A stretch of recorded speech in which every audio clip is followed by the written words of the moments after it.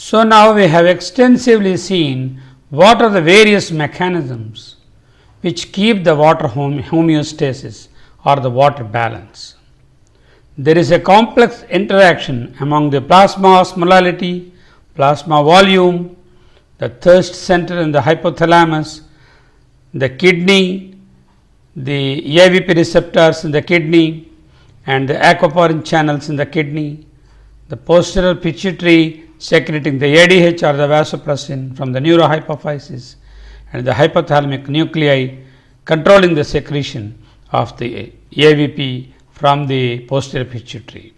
Dysfunction in any of these areas can result in polyuria or excessive passage of urine and consequent polydipsia or increased thirst. Now, the following are the various clinical disorders of water imbalance: cardiac failure, cirrhosis of liver, acute and chronic renal failure, hyper and hypothyroidism, Addison's disease, central diabetes insipidus, nephrogenic diabetes insipidus, psychogenic polydipsia or PPD, also called compulsive water drinking CWD, and pregnancy. In all these conditions, there is a disturbance in the water mechanism of homeostasis, and then these result in water logging and then water imbalance. What is polyuria? Polyuria is passage of excessive quantities of urine. Polyuria implies either water diuresis or solute diuresis. The urine volume should be more than 2.5 to 3 liters per day, or more precisely, urine secretion of more than 40 ml per kilogram per day is termed as polyuria. So, a 70 kilogram man, 40 ml of urine per kilogram, 70 kilogram man, 2800 ml of urine per day or more. We can call it as polyuria. Normally, there will be increase in the urine volume either due to stress, exercise, or due to the seasonal changes like summer and winter. In summer, due to excessive perspiration, there is excessive fluid intake which might result in increased urine volume. In winter, due to decreased perspiration, more amount of water has to be cleared through the kidneys. But in all these conditions, the increase in the urine volume is physiological and not pathological, and it does not exceed 3 liters per day. Polyuria is usually associated with polydipsia or increased thirst. Polydipsia or PD means an intake of water of more than 100 ml per kilogram per day, or intake of 6 liters of water or more per day. We can term it as polydipsia. 100 ml per kilogram, 60 kilogram man, 6 liters per day or more. So, the frequency of urine is a different subject altogether. Polyuria and frequency should be very clearly differentiated by taking proper history and by measurement of 24-hour urine. Frequency of urine is frequent passage of small amounts of urine.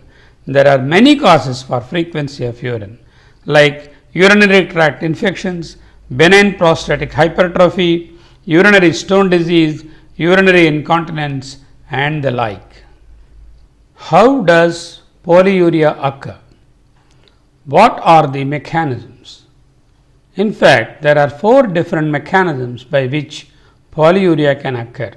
Number 1, due to increased intake of fluids, either psychogenic or due to stress or anxiety. Number 2, due to increased glomerular filtration, as happens in hypermetabolic states, in fever and in hyperthyroidism, or excessive solutes output is there from the kidney and excessive solutes are presented to the kidney. In order to excrete the excess solute, water also has to follow, and that results in polyuria, and this is what is called solute diuresis. This occurs in diabetes mellitus, the solute being glucose. In hyperthyroidism, it could be either glucose or urea. In hyperparathyroidism, it is usually the calcium hypercalcemia, that is the excess solute, or in case of uses of diuretics, the excess solute is sodium chloride.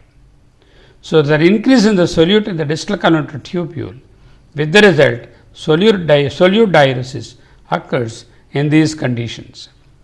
And of course, the most important one as far as polyuria is concerned, the inability of the kidney to reabsorb enough water in the distal convoluted tubule. This could be due to the lack of ADH from the neurohypophysis, the central diabetes insipidus, or the non-responsiveness of the kidney for the arginine vasopressin, that is the nephrogenic diabetes insipidus, or due to certain drugs or chronic renal failure. One of these four mechanisms or a combination of them will be operating to produce polyuria in a given patient. Whenever we see a patient of polyuria, history taking is very important. The first question should be, is it increased volume of urine or is it simply increased frequency?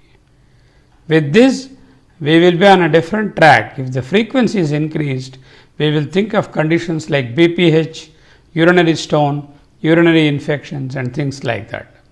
When there is an actual increase in the volume of urine to beyond 40 ml per kilogram per day, then we decide it is polyuria. Then the question next would be, is there associated polydipsia? Is there stimulation of thirst too as a response to polyuria? Then is there associated weight loss as occurs in solute diuresis in polyuria due to uncontrolled diabetes mellitus or due to underlying malignancy with hypermetabolic state and more of solutes, urates, and then calcium is presented at the kidney, and the weight loss is also partly due to the malignancy. Then of course, family history of polyuria is very important because diabetes mellitus and diabetes insipidus, both of them run in families. Of course, past history is highly essential as far as neurosurgical procedures, meningitis, head injury, psychiatric illnesses, compulsive water drinking and things like that.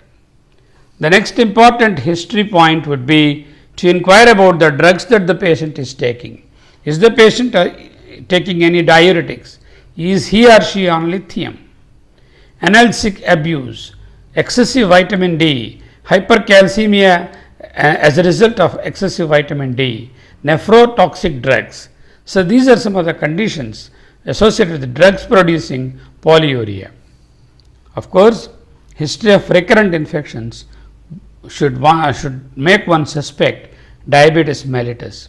History of hypertension, history of chronic kidney disease, hypercalcemia, urinary tract obstruction, polycystic kidney disease, particularly which is familial, are also highly important pointers to a specific cause for the polyuria in a given patient.